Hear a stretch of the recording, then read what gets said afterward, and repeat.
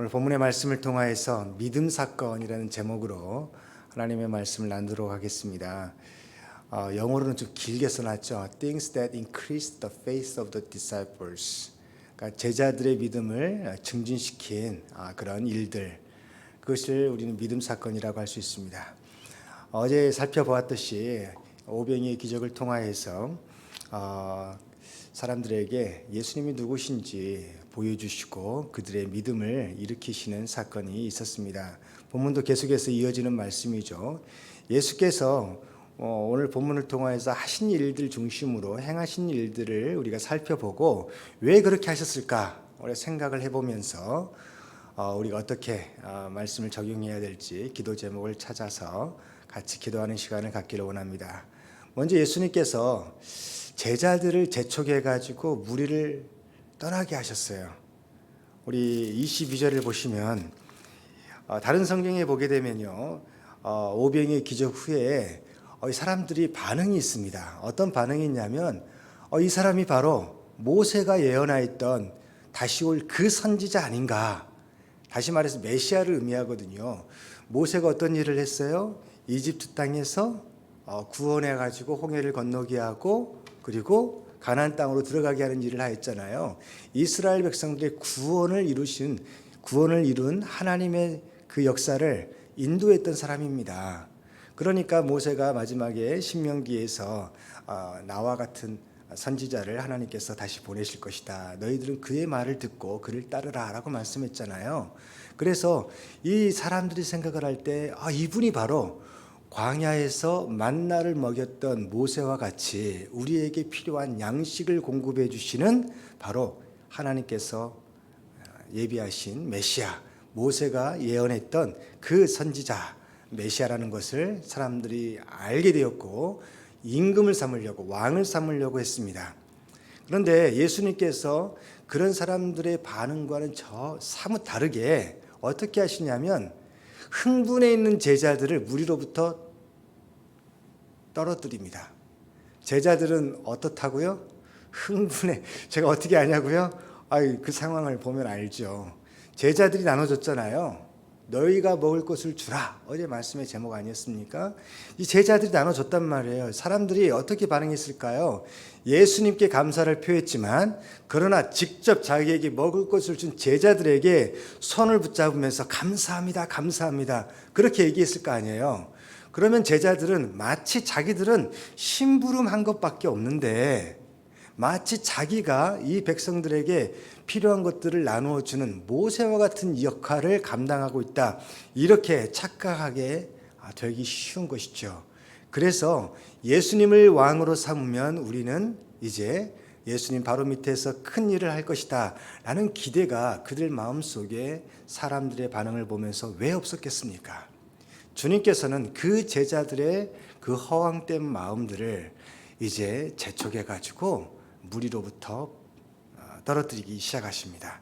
그래서 어떻게 하십니까?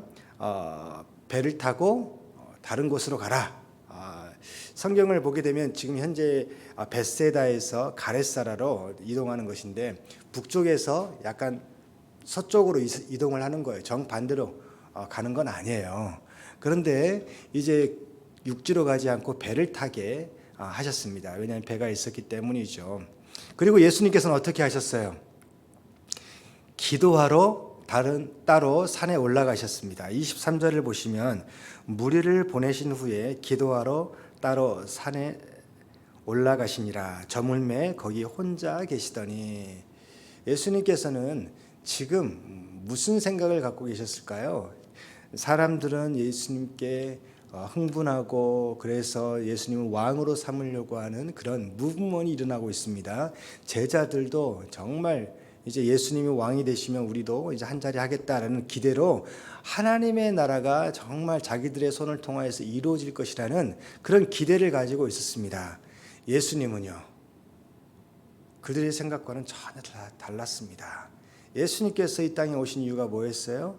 우리 인류의 죄를 용서해 주시고 하나님과의 관계가 회복되게 하기 위해서 십자가에서 나무에 달려 죽기 위하여서 그래서 모든 하나님의 인류를 향한 저주를 온몸으로 받으시고 그리고 부활하시어 이제 사람들의 그런 모든 죄를 용서하시고 하나님과의 관계가 회복되게 하시는 그 일, 십자가의 대속의 일을 위하여서 이 땅에 오셨죠. 그래서 예수님께서는 사람들의 생각과 예수님의 마음은 달랐습니다. 예수님은 기도하러 가셨습니다. 제자들은 사람들을 찾으려고 했을 거예요. 사람들이 많이 있어야 이런 왕으로 세워지는 그런 일들이 쉽게 될 거라고 생각을 하기 때문에. 그러나 예수님은 기도하라고 하셨습니다. 여기에서 우리가 깊이 배울 게 있습니다. 세상이 어떤 물결로 가든 우리가 해야 될 일이 있습니다. 주님께서 우리에게 기대하시는 자리가 있습니다. 바로 기도의 자리입니다. 우리 기도의 자리로 나아가서 때로는 세상과 따로 떨어져서 혼자 주님을 만나고 주님 앞에서 말씀을 듣고 주님의 뜻과 계획을 알고 주님과 동행하며 세상을 향하여서 믿음으로 승리케 하는 그 일들이 우리 안에 주님께서 기대하시고 함께 하시는 일이라는 것을 알 수 있습니다. 우리 예수님처럼 세상을 향하여서 나아가기 전에 먼저 기도하며 하나님 앞에 무릎 꿇는 우리 모두가 되기를 주님의 이름으로 축원합니다. 세 번째로 제자들이 풍랑 가운데 이제 고생을 합니다.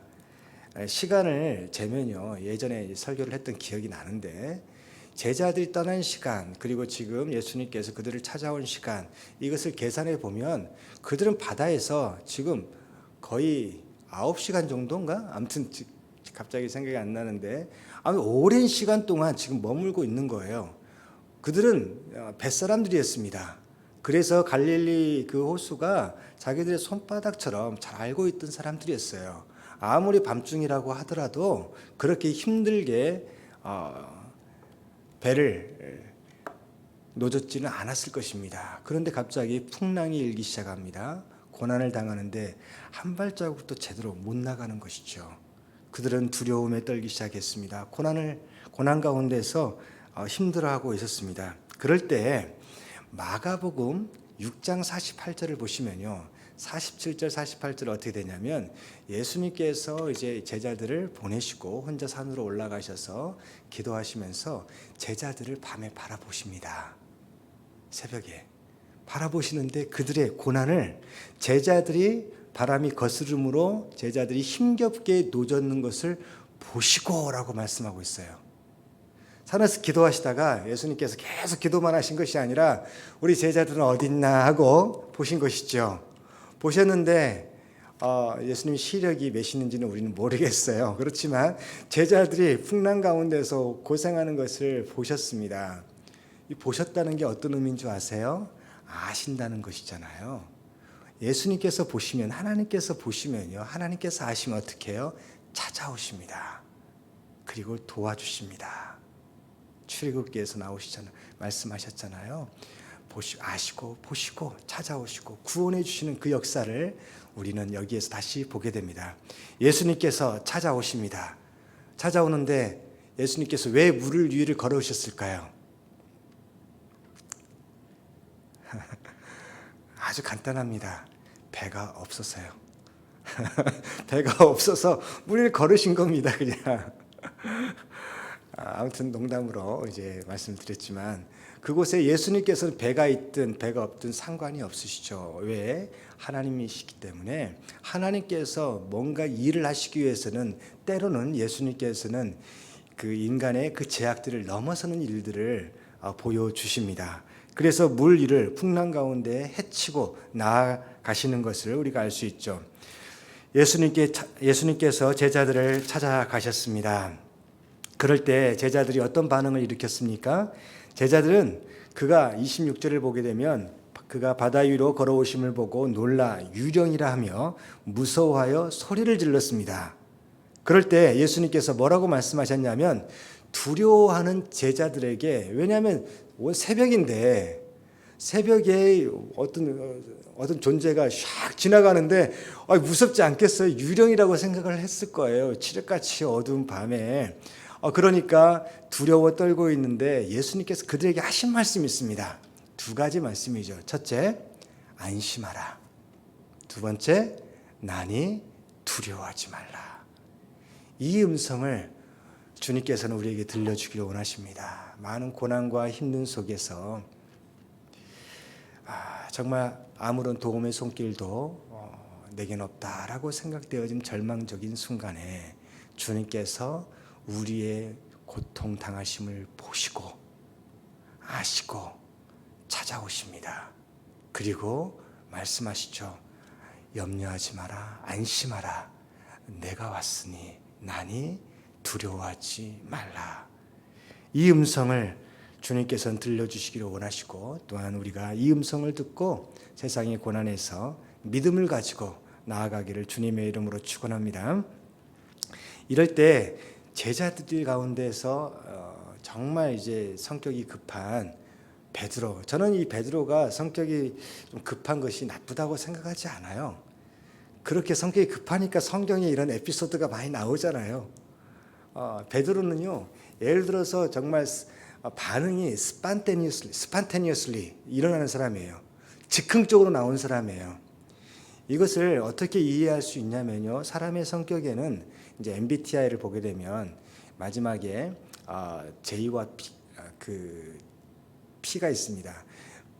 P는 이제 어떤 반응을 하는 사람이냐면, 어떤 여행을 갈 때 미리 준비하지 않고 계획하지 않고 여행이라는 게 떠나는 게 맛이지 하고 나가는 사람이에요. 그리고 이제 찾아보면서 돌아다니는 사람. 그러나 이제 다른 유형의 사람은 미리미리 준비하지 않으면 걱정이 돼가지고 떠나지 못하는 사람들, 극단이죠. 저는 이 둘 다 하나님께 쓰시면 아주 좋은 성격이 될 수 있다고 생각합니다. 중요한 건 뭐냐면 그 성격 자체가 문제가 아니라 그 성격이 성숙한 성령의 열매가 맺어지는 성격으로 이렇게 성숙해졌느냐, 아니면 어린아이의 수준에서 머물고 있느냐, 이 차이가 중요한 것이죠. 예를 들어서 베드로가 이제 예수님을 만나니까, 예수님께서 무리를 거두시니까 저도 걸을래요 하고 예수님께서 이제 배로 들어가셔야 되는데 자기가 밖으로 나가버립니다. 자기도 이제 놀라운 믿음의 사건을 체험하고자 원했던 것이죠. 왜 주님께서 모르셨겠어요? 그래서 오라라고 해가지고 물리를 걸었습니다. 너무나 신나고 있는데 갑자기 옆을 바라보니까 두려움에 떨게 됐죠. 그래서 물에 빠지게 되었습니다. 그래서 저를 살려주세요, 구원해 주세요, 그렇게 이야기를 했을 때 주님께서 뭐라고 말씀하셨어요? 31절을 보게 되면 믿음이 작은 자여 왜 의심하였느냐라고 말씀하고 있어요. 베드로 성격은요, 좋다 나쁘다 사람들 성격은 이렇게 판단할 것이 아닙니다. 다 하나님께서 쓰십니다.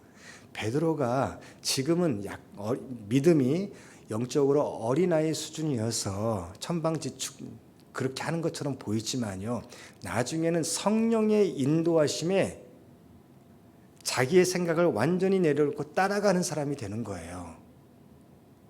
자기가 미리 준비하지 않아요. 예수님, 제가 이렇게 할게요 라고 준비하고 예수님 저를 도와주시고 저를 따라와 주세요, 이런 성격이 아니에요. 이 베드로의 성격은요, 주님께서 무슨 일을 하시면 저도 할래요, 저도 하고 싶어요, 저도 따라갈래요.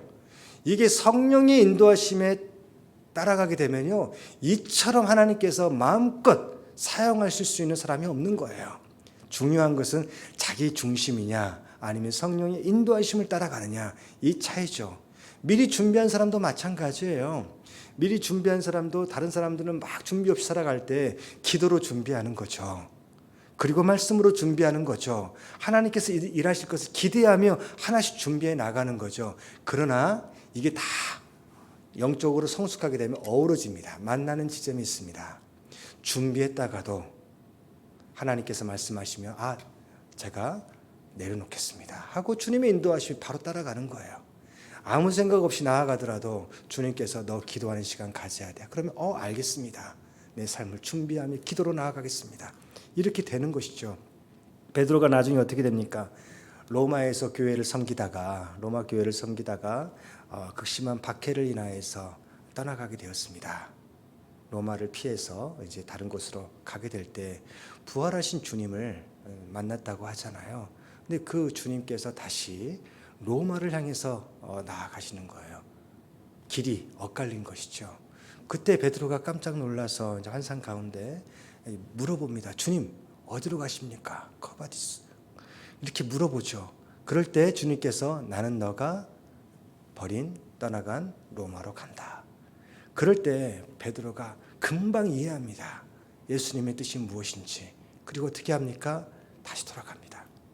그리고 순교를 당할 때 예수님처럼 나는 그렇게 죽을 수는 없다. 나를 십자가로 거꾸로 달아서 죽여라. 이렇게 하면서 마지막까지 주님과 함께 했던 사람이 되는 것이죠. 이런 풍랑 사건이 베드로에게는 어떤 사건이 되었어요? 믿음 사건이 된 거예요. 그의 믿음이 자라게 된 사건. 오병이어도 풍랑 사건도 그리고 계속 이어지는 모든 사건들이 예수님께서 그냥 일으키신 게 아니고요. 그와 함께 하시는 제자들과 그를 따르는 사람들의 믿음을 증진시키시고 그리고 주님과 함께 동행하는 삶을 살아가기 위하여서 그렇게 하셨다는 것을 우리는 알 수 있습니다. 그리고 마지막에 이제 게네사렛 땅에 도착을 했습니다. 그때 사람들이 예수님이 왔다는 소식을 듣고 많은 사람들에게 전하는 것이죠. 그래서 병든 사람들이 다 이제 예수님께로 나왔습니다. 그럴 때 예수님께서 어떻게 하셨어요? 36절을 같이 한번 읽어봅니다. 시작.